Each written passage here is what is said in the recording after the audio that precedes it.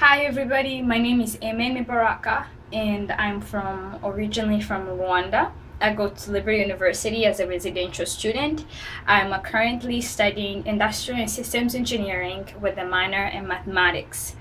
Wow, one thing that changed my life. I would say one thing that changed my life would be the death of my mom. Of course, she passed away 2 years from now.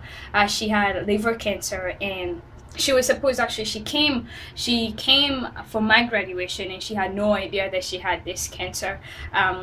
She was preparing to come for my graduation. My graduation was gonna be in May and she had came in April, and when she came in April, she started having this like little, I guess what she called were allergies. So my sister, who was here at that time with me, took her to the hospital, and they did some tests, and they figured out that actually she had um, liver cancer. And liver cancer was that cancer was kind of like all over her body, so she couldn't take any chemotherapy or any other medicine for cancer.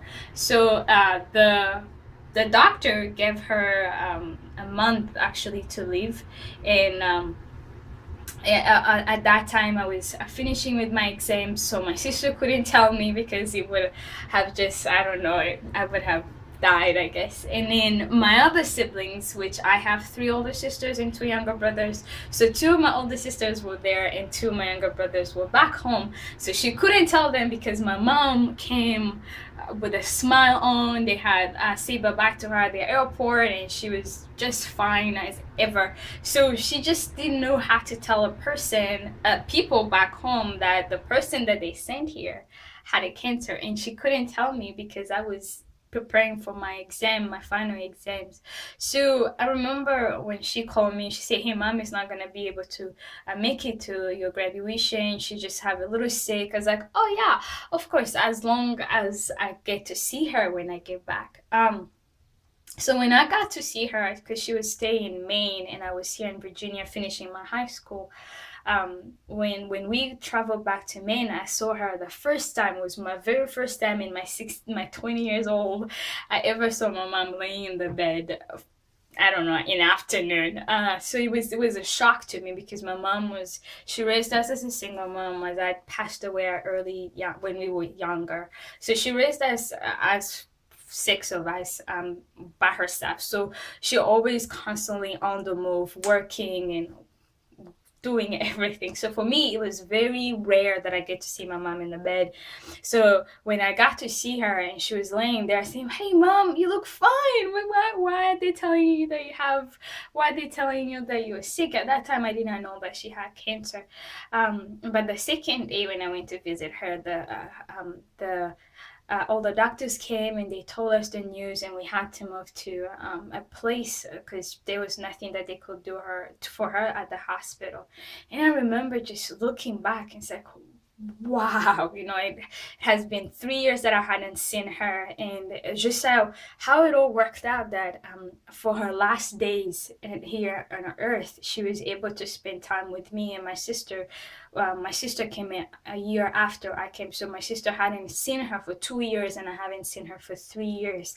And just like in that moment where we were three of us there, and I remember when every time we go to bed and we will pray together, I would just always thank the Lord. I say, God, thank you so much that we are here as a family, and we know that so many other people around the world are praying for us. And at that moment for me, I knew that she was gonna make it. I just had this hope that she was gonna make it, but unfortunately, she didn't. She passed away a month after. And I remember just like that moment being, my world was torn apart. I was the only mom that I knew in the world, and she was the best of the mother. And I was like, how do you move on? How do you? It was a shock, I guess, for me, because that was the moment that I realized that, wow, I'm an orphan. No mom, no dad. But you know what?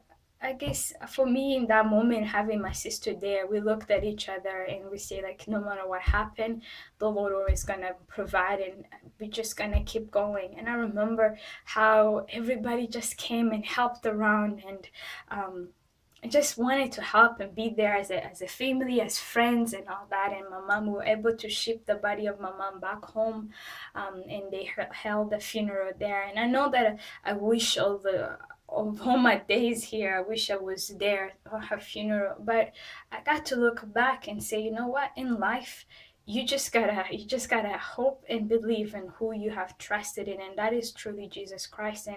And just to get up in your feet and know that it hurts so much, but in life nothing is ever gonna be easy. But just having that hope and having that, I guess,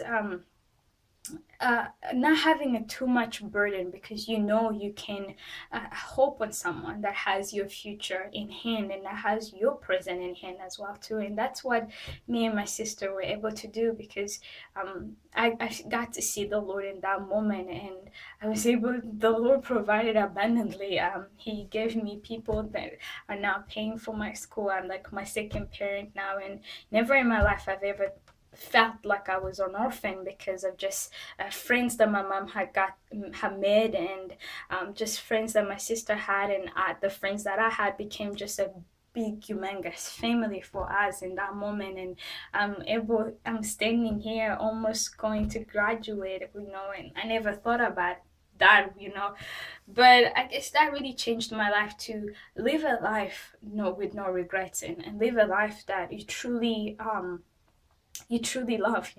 My mom lived a life, and afterward we were able to see the fruit of the life that she left behind. And that's truly what I want to do. I want to live a life with no regrets, and life that is abundant, that no matter if I passed away, the people that I have got to, the friends that I made, family that I met, will be able to say something nice at the end. I guess that's will be something that I have changed my life, and that I wanna, with this career, with my studies that I'm making. I truly don't want to do just for the money. Engineers, that's what they do, but I want to change the world, for better, not for worse.